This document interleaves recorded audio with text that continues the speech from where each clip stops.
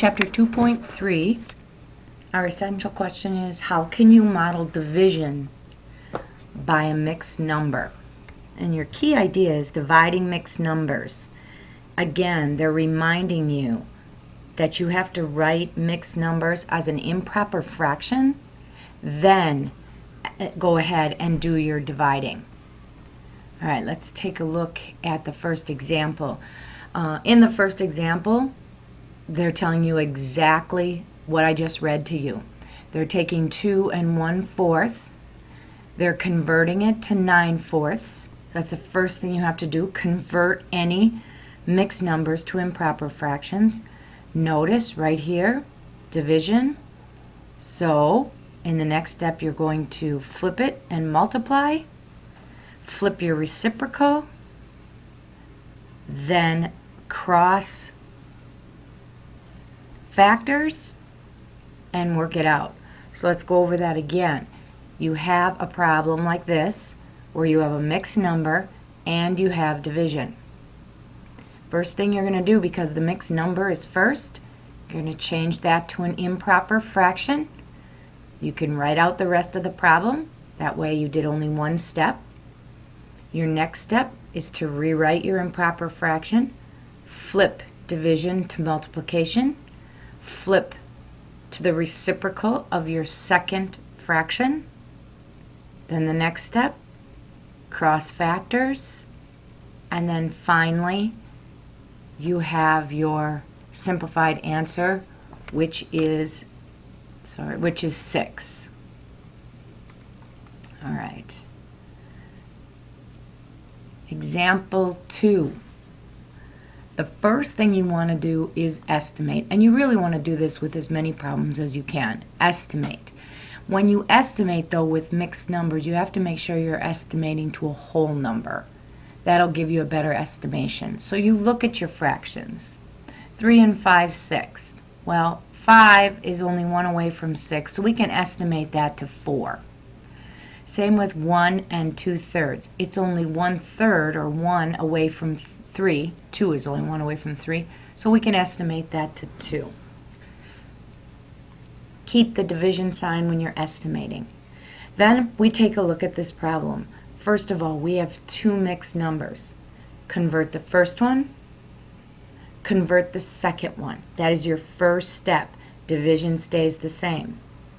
Then in your next step, step 2, is to change division to multiplication, flip this fraction to its reciprocal. Step 3 is to cross factor. And then the last one is to simplify, and you do not leave these numbers in improper fraction form. You must go ahead and change it back to a mixed number. Go ahead and do numbers 1 through 4 on your own. Come back when you're done. Example 3, we're adding another step to the process. Take a look at the remember box. It says be sure to check your answers whenever possible. In example 3, you can use estimation to check that your answer is reasonable. So when you're checking, remember we're working with PEMDAS. So keep in mind what that is parentheses, exponents, multiplication, division, addition, and subtraction. And you should have that in your notes in front of you. Excuse me. So you can estimate this problem by going 5 1/4, taking that problem and changing 5 1/4 to 5, changing 1 1/8 to 1, and 2/3 is close to 1. Now, if you're just estimating and you're rounding it to a whole number, there's no switching of reciprocals or anything because you're dealing with whole numbers. So in this case, the estimation is 4. Let's take a look at what they did here. So the first thing they did is they took this problem and converted all the mixed numbers into improper fractions. That's step 1. Once you've done that, the next thing you have to do is division. The first I'm sorry, the next thing you have to do is division, right? So they took 21/4, flipped division to multiplication, flipped the fraction to its reciprocal, and then did the -2/3. They don't have any answers yet. Now, because you have fractions that multiply, that's going to be first, because same thing in PEMDAS. Multiplication, just like division, is before subtraction. Cross factor, okay? Once you cross factor, you get 7 times 2 is 14. 1 times 3 is 3. And you still have to do -2/3. Your final step is coming up with an improper fraction, and then when you convert it, it comes up to 4. So our estimation was pretty doggone straight on. All right, let's look at application number 4, or example number 4. I just want to move this over here. 1 serving of tortilla soup is 1 2/3 cups. A restaurant cook makes 50 cups of soup.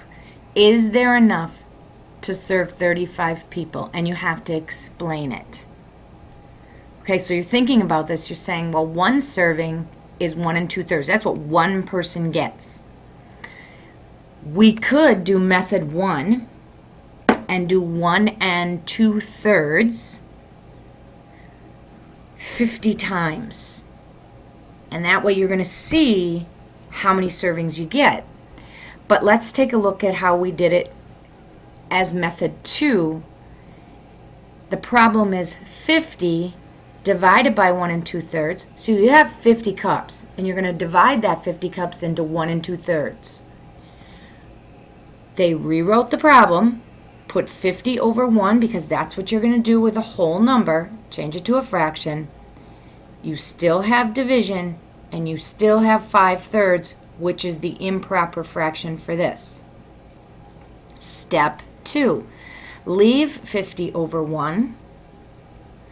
Now you multiply, and notice they didn't use the x, they used the dot. That also means multiply.